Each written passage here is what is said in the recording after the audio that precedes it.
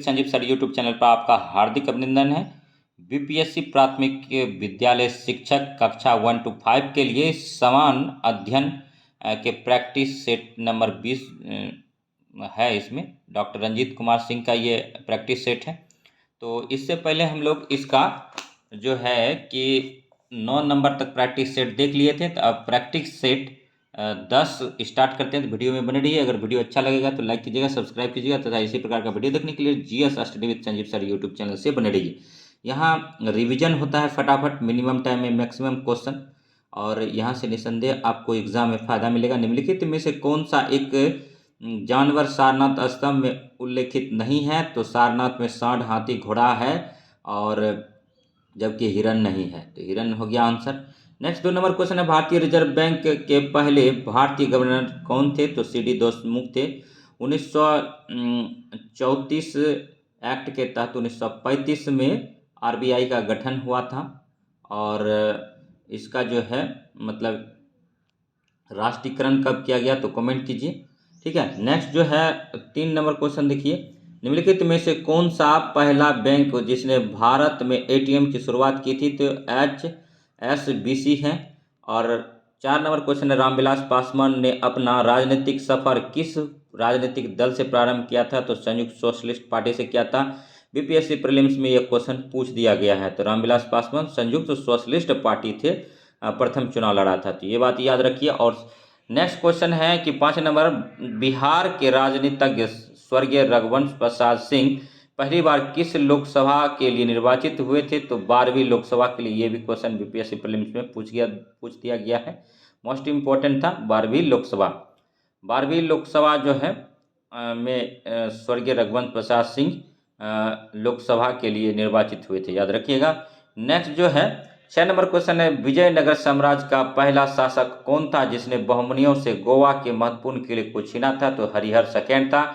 Next 7 number question है, तालिकोटा युद्ध के समय विजयनगर साम्राज्य में किस राजवंश का शासक था? तो तुलुक का था। और 8 नंबर क्वेश्चन है, कृष्णदेव राय ने हम्पी में कृष्णा स्वामी मंदिर का निर्माण करवाया, जो वर्तमान में किस राज्य में स्थित है? तो कर्नाटक में है, याद रखिएगा। और नेक्स्ट जो है 9 नंबर क्वेश्चन है कि इजराइल से शांति समझौता करने वाला पहला अरब देश कौन था? तो बहरीन था। और 10 नंबर क्वेश्चन है, अंत्योदय कार्यक्रम सर्वप्रथम किस राज्य में शुरू किया गया था? तो राजस्थान में किया गया था। और 11 नंबर क्वेश्चन है कि सत्याग्रह की अभिव्यक्ति होती है तो असहयोग में होता है। और 12 नंबर क्वेश्चन है दोस्तों, मुस्लिम लीग ने पृथक मुस्लिम राष्ट्र की मांग को कब स्वीकार किया? तो 1940 के लाहौर अधिवेशन में किया था। और नेक्स्ट 13 नंबर क्वेश्चन है कि स्वतंत्र भारत का पहला गवर्नर जनरल कौन था?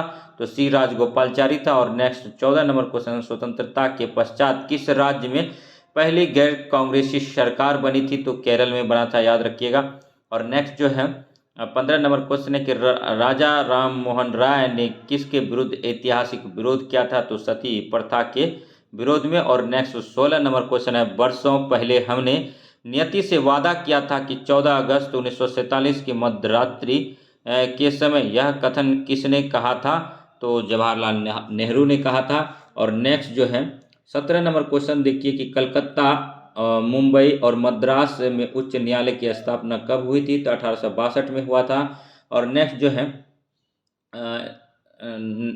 नेक्स्ट क्वेश्चन है, ठीक है, इंडिया फॉर इंडियंस किताब किसने लिखी? सीआर दास ने लिखा। बीपीएससी प्रीलिम्स में यह क्वेश्चन पूछा गया है। और नेक्स्ट 19 नंबर क्वेश्चन है कि भागलपुर में नमक सत्याग्रह का नेतृत्व किसने किया था? तो महादेव लाल सर्राफ ने किया था। और नेक्स्ट जो है 20 नंबर क्वेश्चन, मौलाना अबुल कलाम आज़ाद ने 1912 ईस्वी में एक उर्दू साप्ताहिक अल हिलाल शुरू किया, और किंतु ब्रिटिश सरकार द्वारा उसे प्रतिबंध लगा दिए जाने के बाद अल बलाग की स्थापना की। तो 1913 में क्या था? तो यहाँ सीधा क्वेश्चन पूछा जाता है कि अल हिलाल और अल बिलाग या बलाग किसकी पत्रिका है साप्ताहिक? तो ये मौलाना अबुल कलाम आज़ाद का है। 1912 ईस्वी में उर्दू में निकाला था अल हिलाल, याद रखिएगा। और नेक्स्ट अल बिलाग की स्थापना 1913 में किया था। और नेक्स्ट देखिए कि 21 नंबर क्वेश्चन है कि विश्वव्यापी तापन का संभावित परिणाम क्या होता है? तो समुद्र तट में वृद्धि हो जाता है और फसल के स्वरूप में परिवर्तन हो जाता है, तटरेखा में परिवर्तन हो जाता है और प्रयुक्त सभी। 22 नंबर क्वेश्चन है कि निम्नलिखित में से कौन सा सही कथन सही है? तो वायु के ताप में बढ़ोतरी से वायु की नमी धारण करने की क्षमता कम हो जाती है, ताप में वृद्धि से वायु दाब कम हो जाता है और निरपेक्ष आर्द्रता को वायु के प्रति घन मीटर में ग्राम में व्यक्त किया जाता है। तो नेक्स्ट देखिए, इसका जो आंसर है दोस्तों, प्रति 165 मीटर की ऊंचाई के साथ ताप में 1 डिग्री की कमी हो जाती है। 23 नंबर क्वेश्चन, जो वन चक्रवातों के अवरोधकों का कार्य करते हैं वे वन कौन होते हैं? तो मैंग्रोव वन होते हैं। विश्व की 25% भूमि को आच्छादित करने वाला सबसे बड़ा वन कौन सा है? तो साइबेरिया का टैगा वन है। और 25 नंबर क्वेश्चन है, कहाँ के वृक्ष कम अथवा अधिक समय के लिए पत्तियों से रहित हो जाते हैं? तो पर्णपाती वन। और 26 नंबर क्वेश्चन है, बृहत हिमालय स्थित एक ठंडा रेगिस्तान है लद्दाख है। और नागा, खासी और गारो पहाड़ियाँ स्थित है तो पूर्वांचल पर्वतमाला में। 28 नंबर क्वेश्चन है दोस्तों, निम्नलिखित में से भारत में सबसे शुष्क क्षेत्र कौन सा है? तो मारवाड़ है। और अराकान योमा प्रसार उस हिमालय का है जो स्थित है म्यांमार में। और भारत की पहली बहुउद्देशीय परियोजना का निर्माण किस नदी पर हुआ था? तो दामोदर पर हुआ था। और नागार्जुन सागर बांध का निर्माण किस नदी पर हुआ था? तो कृष्णा पर। और राष्ट्रीय राजमार्ग फर्स्ट ए लेह को डैश दर्रा होते हुए कश्मीर घाटी से जोड़ता है? तो जोजिला दर्रा को जोड़ता है। और नेक्स्ट जो है 33 नंबर क्वेश्चन देखिए कि छोटा नागपुर पठार क्षेत्र में देखे जाने वाला पेटस धब्बा क्या है? तो लेटेराइट निक्षेप है। 34 नंबर क्वेश्चन है कि कोई व्यक्ति भारत के 3 अलग अलग राज्यों में स्थित रणथंभौर, गिर और बांदीपुर के राष्ट्रीय उद्यान नेशनल पार्क देखना चाहता है तो इस संबंध में उसे निम्नलिखित में से किस राज्य में जाने की आवश्यकता नहीं है? तो मध्य प्रदेश में जाने की आवश्यकता नहीं है, क्योंकि देखिए रणथंभौर जो है गुजरात में है, गिर जो है, ठीक है, गिर जो है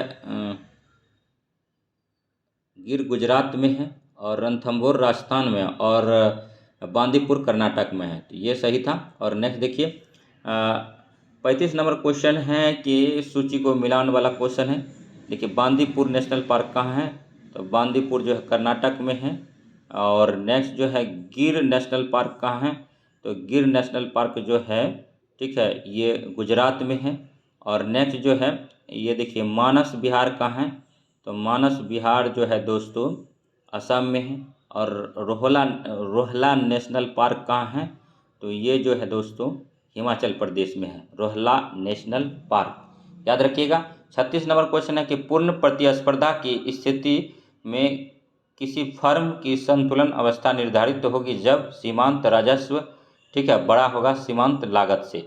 नेक्स्ट जो है 37 नंबर क्वेश्चन है, नियंत्रित मुद्रास्फीति की मध्यस्थता है जिसे कहा जाता है प्रत्ययस्फीति। नेक्स्ट 38 नंबर क्वेश्चन, निम्न में से कौन सा एडम स्मिथ के अनुसार कराधान के केनन सिद्धांत में नहीं आता है? तो वो जो हो जाएगा साधारणता का केनन सिद्धांत। नेक्स्ट जो है वह सट्टेबाज जो लाभ कमाने हेतु कीमतों में गिरावट और आने पर वापस खरीदने के लिए शेयरों की बिक्री कर देता है उसे कहते हैं मंदारिया कहा जाता है। नेक्स्ट जो है एकाधिकार प्रतियोगिता का सिद्धांत डैश द्वारा बनाया गया था? एडवर्ड चैम्बरलिन के द्वारा बनाया गया था। 41 नंबर क्वेश्चन है कि निम्न में से किसने संविधान सभा के समक्ष उद्देश्य प्रस्ताव को पेश किया था? तो जवाहरलाल नेहरू ने किया था। और नेक्स्ट 42 नंबर है, जब 26 जनवरी 1950 को भारत का संविधान लागू किया गया था तब भारतीय गणतंत्र की वास्तविक संवैधानिक की स्थिति क्या थी? एक प्रभुत्व संपन्न लोकतांत्रिक गणराज्य। नेक्स्ट 43 नंबर क्वेश्चन है कि निम्नलिखित में से किस शब्द का प्रस्तावना में उल्लेख नहीं किया है? तो संघ का नहीं किया गया था। प्रस्तावना में अब तक एक बार संशोधन हुआ है। प्रस्तावना में उल्लेख किया गया था किन सब चीज़ों का? देखिए प्रभुत्व संपन्न लोकतांत्रिक गणराज्य, समाजवादी और धर्मनिरपेक्ष का किया गया था, जबकि संघ का नहीं गया था। 44 नंबर क्वेश्चन है, गणतंत्र में अंतिम शक्ति किसके पास होती है? तो जनता के पास होता है। गणतंत्र में अंतिम शक्ति किसके पास होता है? जनता के पास होता है। 45 नंबर क्वेश्चन है कि भारत का संविधान भारत को निम्नलिखित रूप में घोषित करता है सिवाय, ठीक है, साम्यवादी, साम्यवादी, साम्यवादी और उदारवाद का प्रतीक है, राजनीतिक और आर्थिक पहलुओं पर सामाजिक स्वतंत्रता। और नेक्स्ट 47 नंबर है, बिहार में सचलाइट समाचार पत्र के संपादक कौन थे? तो लंबोदर मुखर्जी थे। अब भारत के संविधान में कितनी अनुसूचियां हैं? तो 12 हैं। भारत के संविधान में कितनी अनुसूचियां हैं? 12 हैं। और 49 नंबर क्वेश्चन है कि भारत संविधान के किस अनुच्छेद में राज्यों के नाम और उनके क्षेत्रों का उल्लेख किया गया है? तो प्रथम अनुसूची। और 50 नंबर क्वेश्चन है, निम्नलिखित में से किस अनुसूची में देश के विभिन्न राज्यों में अनुचित क्षेत्रों और अनुसूचित जनजातियों के प्रशासन और नियंत्रण का उपबंध किया गया है? तो 5वीं अनुसूची। 51 नंबर क्वेश्चन है कि एक साधारण सूक्ष्मदर्शी में अंतिम प्रतिबंध होता है आभासी, आवर्धित तथा सीधा होता है। 52 नंबर को निम्नलिखित में से कौन सा शब्द ध्वनि तरंगों से संबंधित नहीं है? तो कोंडिला नहीं है, जबकि हर्ट्ज, डेसिबल और मैक संख्या है। और नेक्स्ट है ज्योति तीव्रता का जो होता है कैंडिला होता है, वही कैंडिला था यहाँ, लेकिन थोड़ा सा कोंडिला लिखा गया था, ठीक है। नेक्स्ट 53 नंबर देखिए, वातावरण के अंदर क्षैतिज उष्ण अंतरण को क्या कहा जाता है? तो अभिवहन, एडवेक्शन कहा जाता है। 53 नंबर है। 54 नंबर देखिए, 54 नंबर में है कि निम्न में से किस अम्ल का प्रयोग एस्पिरिन बनाने में किया जाता है? तो सोलिसाइक्लिक अम्ल का। और हेमेटाइट अयस्क खनिज है लोहे का। और नेक्स्ट 56 नंबर क्वेश्चन है, निम्न में से कौन सा अम्ल सेब में उपस्थित होता है? तो मेलिक अम्ल सेब में उपस्थित होता है, मेलिक अम्ल सेब में उपस्थित होता है। और डिलोनिक्स रेजिया रेफिन वैज्ञानिक नाम है? तो गुलमोहर का है, गुलमोहर का है। और नेक्स्ट 58 नंबर है, मानव कंकाल परीक्षण किसके लिए किया जाता है? तो आंतरिक आयु के लिए किया जाता है। और मानव शरीर में कुल कितनी अस्थियां होती है? तो 206 होता है। और मृदा जल तनाव निम्न में से किस उपकरण द्वारा मापा जाता है? तो पोटेंशियोमीटर द्वारा मापा जाता है। और नेक्स्ट 61 नंबर क्वेश्चन देखिए, निम्नलिखित घटनाओं का सही कालक्रम क्या है? तो सबसे पहले जो है बंगाल विभाजन 1905 में हुआ था। उसके बाद जो है लखनऊ समझौता 1916 में हुआ। उसके बाद तीसरा जो रॉलेट एक्ट अधिनियम 1919 में आया था। और उसके बाद फिर द्वैत शासन, ठीक है, द्वैत शासन का परिवर्तन हुआ, ठीक है। तो नेक्स्ट अब देखिए 1919 में द्वैत शासन लगाया गया था प्रांतों में, केंद्रों में 1935 का अधिनियम द्वारा लगाया गया था, ये याद रखिएगा। और 62 नंबर क्वेश्चन देखिए, the anarchical and revolutionary crime act 1919 के को सामान्य बोलचाल में कहा जाता था रॉलेट एक्ट कहा जाता था, नो वकील नो दलील। और इसी को आतंकवादी एक्ट कहा गया था, काला कानून कहा गया था महात्मा गांधी के द्वारा। 63 नंबर, अखिल भारतीय राजनीतिक में गांधी जी का पहला साहसिक कदम था चंपारण आंदोलन 1917। और पहला सत्याग्रह दक्षिण अफ्रीका में किया थे। भारत में पहला सत्याग्रह पूछेगा तो चंपारण आंदोलन में किया गया था गांधी जी के द्वारा, ठीक है। 64 नंबर क्वेश्चन है, हंटर आयोग की नियुक्ति की गई थी जलियांवाला बाग हत्याकांड के बाद। और इसमें एक मदन मोहन मालवीय के नेतृत्व में भी एक कमेटी बनी थी, मदन मोहन मालवीय कमेटी। नेक्स्ट देखिए 65 नंबर क्वेश्चन है कि स्वदेशी और बहिष्कार पहली बार किस घटना के दौरान संघर्ष की विधि के रूप में अपनाए गए थे? तो बंगाल विभाजन के विरुद्ध आंदोलन। और नेक्स्ट 66 नंबर क्वेश्चन देखते हैं, निम्नलिखित में से कौन सा एक चंपारण सत्याग्रह का अति महत्वपूर्ण पहलू है? भारत के राष्ट्रीय आंदोलन में किसान असंतोष का सम्मिलित होना। और नेक्स्ट 67 नंबर क्वेश्चन देखिए दोस्तों, स्वतंत्रता आंदोलन के क्रांतिकारी आतंकवादियों का पहला महत्वपूर्ण साहसिक कार्य बर्रा डकैती का स्थान था? तो पूर्वी बंगाल में था। और नेक्स्ट 68 नंबर क्वेश्चन है कि महात्मा गांधी ने 1930 ईस्वी में सविनय अवज्ञा आंदोलन आरंभ किया था? तो साबरमती से किया था। और नेक्स्ट 69 नंबर क्वेश्चन देखते हैं, 1930-32 ईस्वी में की अवधि में भारत और ब्रिटेन के राजनेताओं की लंदन में हुई बैठकों का प्रायः प्रथम, द्वितीय और तृतीय गोलमेज सम्मेलन के रूप में उल्लेख किया जाता है। उनका उसी रूप में उल्लेख गलत होगा क्योंकि, नेक्स्ट देखिए इसका आंसर क्या है? तो इसका आंसर हो जाएगा, ठीक है, ये तीनों अलग अलग सम्मेलन नहीं थे, अपितु यह एक ही सम्मेलन की अवस्था थी जो 3 सत्रों में संपन्न हुई थी। पहला गोलमेज सम्मेलन 1930 में हुआ था, द्वितीय गोलमेज सम्मेलन 1931 में हुआ था और तृतीय गोलमेज सम्मेलन 1932 में हुआ था। द्वितीय गोलमेज सम्मेलन में महात्मा गांधी, सरोजिनी नायडू कांग्रेस की तरफ से गए थे और तीनों गोलमेज सम्मेलन में भीमराव अंबेडकर और जयकर ने भाग लिया था, तो ये भी याद रखेंगे। नेक्स्ट जो है 70 नंबर, कैबिनेट मिशन योजना के विषय में निम्नलिखित में से कौन सा विकल्प सही नहीं है? तो भारत का विभाजन की स्वीकृति, जबकि कैबिनेट मिशन 1942 में आया था। प्रांतीय समूहीकरण था और भारतीय सदस्यों वाला अंतरिम मंत्रिमंडल था और संविधान निर्माण का अधिकार था इसमें। ठीक है, 71 नंबर क्वेश्चन देखिए, मैचिंग वाला क्वेश्चन है। ठीक है, तो उष्णकटिबंधीय तो साइलेंट वैली में केरल में पड़ता है। और नेक्स्ट देखिए 2 नंबर का जो हो जाएगा, ठीक है, और शंकुधारी वृक्ष जो है हिमाचल प्रदेश में है। और कच्छ मैनग्रोव वनस्पति जो है, ठीक है, कच्छ मैन वनस्पति जो है सुंदरबन वेस्ट बंगाल में है। और पतझर वन जो है राजस्थान में है। ठीक है, तो पतझर वन कहाँ पाया जाता है? तो राजस्थान में पाया जाता है। और नेक्स्ट चिपको आंदोलन वृक्षों को बचाने के लिए आंदोलन था, इसी से संबंधित था सुंदरलाल बहुगुणा। और करेरा अभ्यारण्य है तो मध्य प्रदेश में है। करेरा अभ्यारण्य कहाँ है? तो मध्य प्रदेश में है। करेरा अभ्यारण्य कहाँ है? मध्य प्रदेश में है। और भारत में अपलावी वन, ठीक है, कहाँ पाए जाते हैं? तो ये जो पाए जाते हैं सुंदरबन वेस्ट बंगाल में पाए जाते हैं। 75 नंबर क्वेश्चन है, इनमें से कौन सा जैव विविधता के लिए बड़ा खतरा है? प्राकृतिक आवासों और वनस्पति का विनाश तथा झूम खेती। नेक्स्ट देखिए, काजीरंगा किसके लिए जाना जाता है? तो गेंडा के लिए जाना जाता है। काजीरंगा कहाँ है? असम में एक सींग वाले गेंडा के लिए जाना जाता है। और जल्दापाड़ा वेस्ट बंगाल में भी एक सींग वाले गेंडा पाए जाते हैं, याद रखिए। 77 नंबर क्वेश्चन, निम्नलिखित में से कौन सा सुमेलित नहीं है? तो देखिए सिमलीपाल उड़ीसा में है। नोकरेक जो है मेघालय में है। नोकरेक मेघालय में है। अगस्तमलाई केरल में है। कंचनजंगा सिक्किम में है, ना कि हिमाचल प्रदेश में, तो यही गलत था। ठीक है, नेक्स्ट देखिए 78 नंबर क्वेश्चन, निम्नलिखित में से भारत में कौन जैव विविधता का एक संवेदनशील स्थान माना जाता है? पश्चिमी घाट माना जाता है। और 79 नंबर क्वेश्चन है कि भारतवर्ष का प्रथम राष्ट्रीय उद्यान जिम कॉर्बेट राष्ट्रीय उद्यान उत्तराखंड में बनाया गया था। और नेक्स्ट है ग्लोबल वार्मिंग की स्थिति वातावरण में किस गैस की गहनता से पैदा होती है? तो कार्बन डाइऑक्साइड CO2, यही भारी गैस होता है और अग्निशामक में भी इसका यूज किया जाता है। और तो नेक्स्ट आप देखिए 81 नंबर क्वेश्चन, भैरमगढ़ अभ्यारण्य किस जिले में है? तो बीजापुर में है, बीजापुर में है। 82 नंबर क्वेश्चन, कच्छ वनस्पति का सुंदरबन निम्नांकित में से किस राज्य में स्थित है? तो पश्चिम बंगाल में है। ठीक है, कच्छ वनस्पति। और कच्छ का रण जो है गुजरात में है, ये भी याद रखिएगा। और 83 नंबर क्वेश्चन है कि भारत में जैव विविधता अधिनियम किस वर्ष पारित हुआ था? तो 2002 में हुआ था। बायोडाइवर्सिटी, ठीक है, जैव विविधता अधिनियम यानी बायोडाइवर्सिटी एक्ट जो लाया गया था 2002 में लाया गया था, जैव विविधता अधिनियम 2002।